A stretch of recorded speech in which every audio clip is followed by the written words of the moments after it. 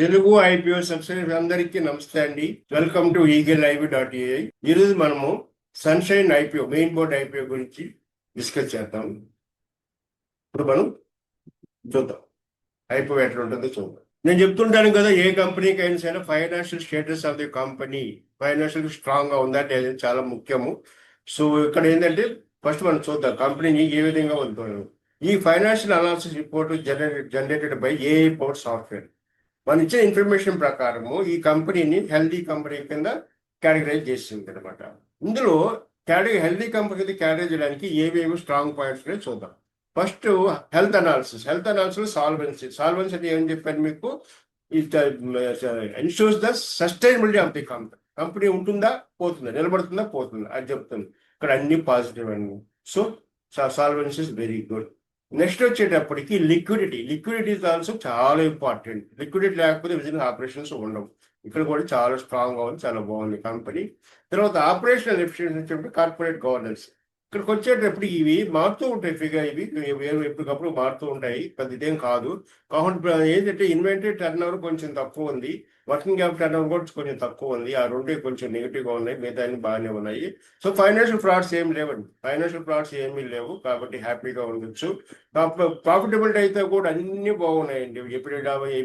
ఎపిబిటి, PAT, cash profit and EPS 15.19 మంచిది, మంచి amount. EPS ఎన్ని పర్ షేర్ 15.1 అంటే it's good amount. So EBITDA margins బాగుంది, నెట్ ప్రాఫిట్ మార్జిన్ బాగుంది, ఆర్ఓసి బాగుంది, ఆర్ఓఈ 31.99 బాగుంది. బుక్ వాల్యూ పర్ షేర్ 55 రూపాయలు ఉందండి. 50 రూపాయలు. కాబట్టి క్యాష్ ఫ్లో ఫ్రమ్ ఆపరేటింగ్ వచ్చేటప్పటికి నెగిటివ్గా ఉంది, 33.21. నెట్ క్యాష్ ఫ్లో వచ్చేటప్పటికి -11.16. ఒక క్యాష్ ఫ్లో మాత్రం కొంచెం కన్సర్న్ గానే ఉంది. సో మార్కెట్ వాల్యూ వచ్చేటప్పటికి మార్కెట్ ప్రైస్ వచ్చి క్యాప్ ప్రైస్ 360 రూపీస్. ఈ 360 బేస్ చేసుకుంటే ప్రైస్ ఎర్నింగ్ రేషియో ఎట్లా వస్తుందంటే 23.69 వస్తుంది. కొంచెం పర్వాలేదు, దగ్గర 25 కంటే జస్ట్ తక్కువ ఉంది, అంటే పెద్ద మార్జిన్ లేదు ఇన్వెస్టర్స్ కి. ప్రైస్ లో బుక్ వాల్యూ వచ్చేటప్పుడు 6.5, ఇది కొంచెం ఎక్కువ ఉంది. అందులో ఇది మూడు కంటే తక్కువ ఉండాలి, ఎక్కువ ఉంది, కొంచెం నార్మల్ గా ఉంది. నెక్స్ట్ వచ్చేటప్పటికి గ్రోత్ ఇండికేటర్ వచ్చేటప్పటికి కొన్ని నెగిటివ్ ఉన్నాయి, కొన్ని పాజిటివ్ ఉన్నాయి. చూసారు, సేల్స్ వచ్చేటప్పటికి మైనస్ దిగింది. అండ్ నెక్స్ట్ వచ్చామంటే ఈపీఎస్ గ్రోత్ 16.13 మైనస్ అంటే 16.131, sorry. So sustainable growth rate వచ్చామంటే ఇవి నెగిటివ్, అంటే జనరల్గా 25 ఎక్స్పెక్ట్ చేస్తాము, ఇది 16.22 ఉంది. ఇదే financial status of the company ఓవరాల్గా అయితే హెల్దీ కంపెనీ కాబట్టి అంతవరకు మనం అది ఒప్పుకోవాలి. So company consider to be good company. So ఇప్పుడు మనం ఏం చేద్దామంటే ఐపీఓ రివ్యూ చూద్దాం. ఇదే IPO review. So sunshine pictures వాళ్ళు ఏం చేస్తున్నారంటే 282 crores తో ఐపీఓతో వస్తున్నారు. సో ఇందులో ఏంటంటే వాళ్ళు స్పెషాలిటీ తెలుసు కదా, సక్సెస్ ఫిల్మ్స్ చాలా తీశారు వాళ్ళు. అందులో కేరళ స్టోరీ ఒకటి, ఫోర్స్ 2 ఒకటి, కమాండర్ 2 ఒకటి. సో నెక్స్ట్ వచ్చామంటే కాకుండా ఇక్కడ ఏంటి ప్రాబ్లం ఏంటంటే ఐపీఓ వాల్యుయేషన్ అనేది అట్రాక్టివ్ గా ఉందా. సో మనకుండే ఇన్ఫర్మేషన్ ప్రకారం అయితే పెద్దగా అట్రాక్టివ్ లేదు. ఈ ఐపీఓ ఎప్పుడు ఓపెన్ అవుతుంది? 18th August ఓపెన్ అవుతుంది. ఐపీఓ ప్రైస్ వచ్చేటప్పటికి offer price 342, cap price 360. So business చూసుకుంటే ఏమవుతుందంటే వీళ్ళు ఫిల్మ్ ప్రొడక్షన్ లో ఉన్నారు, వెబ్ సిరీస్ లో ఉన్నారు, మ్యూజిక్ లో ఉన్నారు, కంటెంట్ డిస్ట్రిబ్యూషన్ లో ఉన్నారు, డిజిటల్ ఎంటర్టైన్మెంట్ లో ఉన్నారు, మానిటైజేషన్ డిస్ట్రిబ్యూషన్ ఆఫ్ లో కూడా ఉన్నారు. ఈ కంపెనీకి ఏమైపోయిందంటే వెల్ నోన్ టైటిల్ సినిమాలు తీశారనమాట. Force, Holiday, Force 2, Commando, The Kerala Story. ఈ 2 మాత్రం బాగా సక్సెస్ అయినాయి.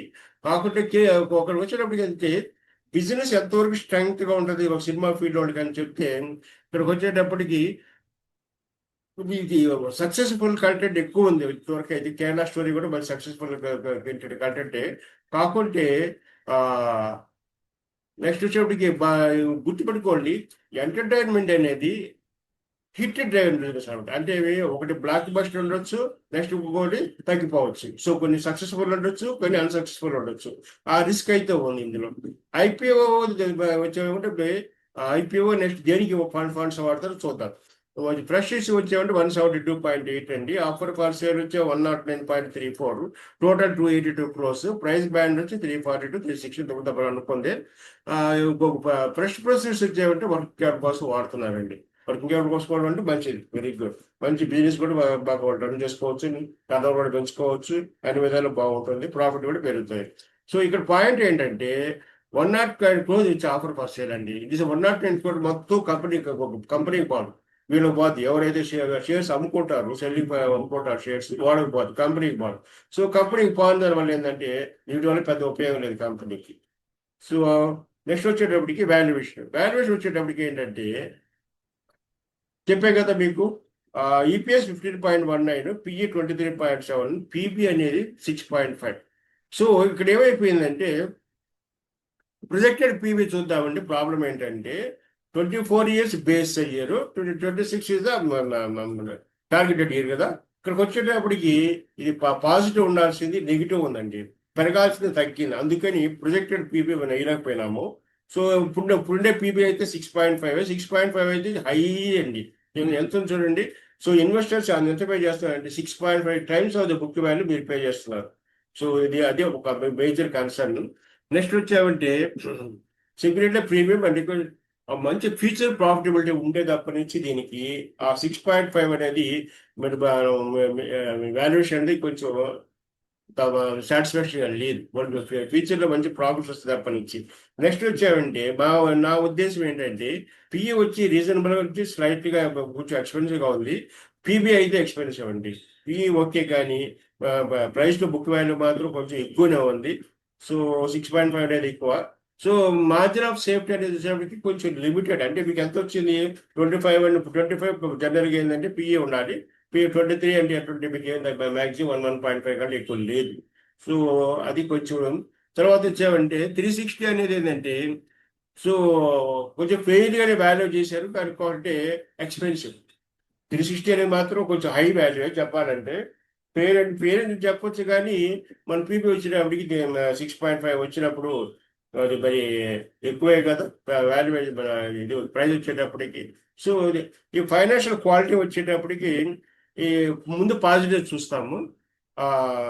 అంటే బాగా ఎస్టాబ్లిష్ ఎప్పటి నుంచో ఉంది. నెక్స్ట్ వచ్చామంటే మంచి ట్రాక్ రికార్డ్ ఉంది. తర్వాత ఇండియాలో డిజిటల్ మార్కెట్, డిజిటల్ ఎంటర్టైన్మెంట్ అయితే గ్రోత్ బాగానే ఉంది. తర్వాత ఫస్ట్ క్యాపిటల్ వర్కింగ్ క్యాపిటల్ వల్ల ఏంటంటే యాక్చువల్గా కొత్త వర్కింగ్ క్యాపిటల్ వచ్చినప్పుడు ఏముందంటే బిజినెస్ గ్రోత్ బాగుంటుంది, వాళ్ళకి ఇంకా వెనక్కి తిరిగే పని లేదు. కాకుండా కన్సర్న్స్ వచ్చేటప్పటికి ఏంటంటే ఆపరేటింగ్ క్యాష్ ఫ్లోస్ నెగిటివ్ ఉంటాయి.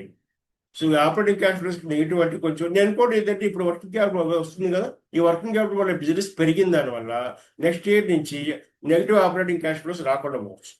ఎందుకంటే వర్కింగ్ క్యాపిటల్ బాగా ఉపయోగపడుతుంది కాబట్టి ఆ వర్కింగ్ క్యాపిటల్ బిజినెస్ బాగా కొంచెంగా కవర్ చేసుకుంటే ఈ నెగిటివ్ ఆపరేటింగ్ క్యాష్ ఫ్లోస్ పెద్ద ప్రాబ్లం కాకపోవచ్చు. సో ఎర్నింగ్స్ అనేది బాగుంటుంది, మీకు తెలిసిందే కదా సినిమా ఫీల్డ్ అంటే. సో రిసీవబుల్స్ అంటే ఇప్పుడు 2 నెలల పైన వస్తున్నాయి, 2 నెలల లోపల రావట్లేదు, అదొకటి. సో జనరల్గా ఏంటంటే ఫిలిం ప్రొడక్షన్ ఏంటంటే కొంచెం అన్ప్రొడక్టివ్గా ఉంటుంది, సక్సెస్ అవుతుందో లేదో తెలుసు కదా, అదొకటి వచ్చింది. నెక్స్ట్ వచ్చేయండి ప్రాఫిటబిలిటీ ఇంపార్టెంట్ అండి, కానీ క్యాష్ ఫ్లో కూడా చాలా ఇంపార్టెంట్ అండి. ప్రాఫిటబిలిటీ ఎందుకు ఇంపార్టెంట్ అంటే క్యాష్ ఫ్లో ఎందుకు ఇంపార్టెంట్ అంటే సంపాదించిన ప్రాఫిట్ ఏది కంపెనీ ఎర్నింగ్స్ ఉన్నాయో అవి క్యాష్గా రియలైజ్ కావాలి, డబ్బులు ఉండాలి. మైనస్ వచ్చింది అనుకోండి క్యాష్ ఫ్లో, ఉండే డబ్బులు కూడా పోయినట్టే. ప్రమోటర్స్ గవర్నెన్స్ వచ్చేటప్పటికి వాళ్ళు ముందుగా వాళ్ళకి 100% షేర్ హోల్డింగ్ ఉందండి, తర్వాత వచ్చేటప్పటికి 74.84% షేర్ హోల్డింగ్ వచ్చింది. అంటే వాళ్ళకి మంచి హోల్డింగే ఉంది కంపెనీ మీద. సో దాని గురించి వరీ లేదు, కాబట్టి మంచి హోల్డింగ్ ఉంది కాబట్టి కంపెనీ మేనేజ్మెంట్ బాగానే ఉంటుంది. ఈ రిలేటెడ్ పార్టీ బిజినెస్ అంటే వాళ్ళు సేమ్ గ్రూప్లో వాళ్ళకి కూడా థియేటర్స్ ఉన్నట్టున్నాయి, అది కొంచెం కన్సర్న్. కాకుండా ఇది పెద్ద కామన్, ఎవరి బిజినెస్ వాళ్ళదే అండి. సో దాని నెక్స్ట్ వచ్చేటంటే మార్కెట్ సెంటిమెంట్ వచ్చేటప్పటికి కరెంట్ మార్కెట్ సెంటిమెంట్ వచ్చి ఇది బ్రాడ్ బాగానే ఉంది. ఇక సినిమా ఫీల్డ్ అనేది మంచి ఇదిగానే ఉంది, కొంచెం ఆలోచించలేదు. కాబట్టి ఇప్పుడు వచ్చేటప్పటికి ఏంటంటే ప్రజెంట్ ట్రెండ్ వచ్చేటప్పటికి ఏంటండి ఎక్కువ ఐపీఓస్ వస్తున్నాయి కాబట్టి ఎంతవరకు మనకి సక్సెస్ఫుల్ అవుతుందా లేదా ఈ మన ఐపీఓ అని చూడాలి. సో కాకుంటే కంపెనీ హెల్దీ కంపెనీ అయితే ఒకటి ఉంది. ఎవరు కూడా healthy company unhealthy company defaulting company తెలియదు. ఎవరు కూడా మన ఇండియాలో సిస్టమ్ లేదు, ఆ క్లాసిఫికేషన్ సిస్టమ్ లేదు. నేను ఒక్కనే చేస్తున్నాను ఇండియాలో ఇటు హెల్దీ అన్హెల్దీ డిఫాల్టింగ్ అని. సో ఆ బేస్ మీద కంపెనీ హెల్త్ అని చెప్పేసి బాగుంటుందని చెప్పేసి నేను చెప్పలేదు, ఎందుకంటే చాలా మంది తెలియదు కాబట్టి. మొత్తం మీద ఏంటంటే బిజినెస్ స్టోరీ పాజిటివ్ అండి, brand content positive, IPO interest positive, sector risk moderate, valuation cost, జాగ్రత్తగా ఉండండి. సో ఇప్పుడు ఈ గ్రే మార్కెట్ ఉంది చూసారా, గ్రే మార్కెట్ అనేది అది మీకు వదిలేస్తున్నాం. దాని మీద డిపెండ్ అవ్వడమా, దాని మీద పోవడమా వద్దు అనేది, ఎందుకంటే అది unofficial. So grey market base చేసుకొని పొమ్మని మాత్రం నేను చెప్పను, అది మీరు తీసుకునే రిస్కే, దాని ఏం లేదు. ఓవరాల్ మార్కెట్స్ ఏంటి మాత్రం ఏంటంటే పాజిటివ్, కాకుండా కొంచెం జాగ్రత్తగా ఉండాలి. ఇప్పుడు జనరల్ కీ రిస్క్స్ ఏ ఉన్నాయండి ఇక్కడ. హిట్ డ్రైవెన్ బిజినెస్ మామూలుగా తెలిసిందే. సో ఆడియన్స్ రెస్పాన్స్, వాడు వచ్చే థియేటర్లు వచ్చే సినిమాలు, వాడు తీసే సినిమాలు బట్టి రెస్పాన్స్ బట్టి ఉంటుంది. కొంచెం క్యాష్ ఫ్లో రిస్క్ చెప్పే కదా, ఈ క్యాష్ ఫ్లో రిస్క్ అయితే మీరు వరి అవ్వాల్సిన అవసరం లేదు, ఎందుకంటే వాడికి యాక్చువల్గా వర్కింగ్ క్యాపిటల్ వస్తుంది కాబట్టి, బిజినెస్ పెరుగుతుంది కాబట్టి. సినిమాలు బాగా ఆడితే మాత్రం, సినిమాలు మంచి సినిమాలు వస్తే మాత్రం వాళ్ళకి క్యాష్ ఫ్లో పెద్ద ప్రాబ్లం ఏం కాదు. వాల్యుయేషన్ అయితే 6.5 పీబీ అనేది ఎక్కువ అండి, చెప్తున్నా కదా. సో ఎర్నింగ్ అనేది ఏంటంటే వాళ్ళ చేతిలో లేదండి, సినిమా ఫీల్డ్ కదా, వాళ్ళ చేతిలో లేదు. రిసీవబుల్స్ 2 months అంటున్నారు, తగ్గించుకోవాలండి. రిలేటెడ్ పార్టీ ట్రాన్సాక్షన్ మామూలు అండి. సో ఫైనల్గా మేము చెప్పేది ఏంటంటే బిజినెస్ క్వాలిటీ బాగుంది, గ్రోత్ పొటెన్షియల్ బాగుంది, నెక్స్ట్ ఫైనల్ క్వాలిటీ బాగుంది, valuation expensive, market sentiment positive బాగానే ఉంది, రిస్క్ మాత్రం moderate to high. Overall score 6 నుంచి 10, 10కి 6. So caution and wait and watch. Strong content portfolio ఇది సన్షైన్ పిక్చర్స్ అనేది మీకు అట్రాక్టివ్ కూడా, కాకుంటే ఈ పీబీ ఒక్కటేనండి. పీబీ కానీ మీరు ప్రిపేర్ అయితే మాత్రం మంచిది. లిస్టింగ్ ఇన్వెస్టర్స్ ఒకటి పాజిటివ్ గా ఉంటుంది, ఒకటే జిఎంపీ ఎట్ సపోర్ట్ తెలియదు. లాంగ్ టర్మ్ ఇన్వెస్టర్స్ కి అయితే ఓకే. షార్ట్ టర్మ్ ఇన్వెస్టర్స్ కొంచెం ఏంటంటే అంటే ఓన్లీ థింగ్ ఏంటంటే చాలా మందికి ఇది ఒక హెల్దీ కంపెనీ తెలియదు కదండి. సో ఆ తెలియని దాని వల్ల పెద్ద ఇంట్రెస్ట్ చూపించకపోతే కష్టం. కాబట్టి కంపెనీ హెల్దీ కంపెనీ కాబట్టి ఫ్యూచర్ అయితే గవర్నెన్స్ బాగుంటుంది. ఫైనల్కి వచ్చేటప్పటికి ఏంటంటే ఈ sunshine pictures IPO worth subscribing తీసుకోవచ్చా? నా వ్యూ ఏంటంటే సబ్స్క్రైబ్ చేసుకోండి, కాబట్టి జాగ్రత్త. Good business, strong content portfolio, growth opportunity, valuation concept, ఒక్క క్యాష్ ఫ్లో మాత్రం ఏం ప్రాబ్లం లేదు, నెక్స్ట్ ఇయర్కి ఇది అయిపోతుంది. సో ఒక good company is not always a good investment at any price. కాకుంటే వాల్యుయేషన్ ఈజ్ అనేది కీ ఫ్యాక్టర్. మీరు కానీ వాల్యుయేషన్ 6.5 కానీ ప్రిపేర్ అయితే మాత్రం it's okay, 1 year go ahead, no problem. So thank you very much for watching my video. Thank you. Next IPO లో కలుద్దాం.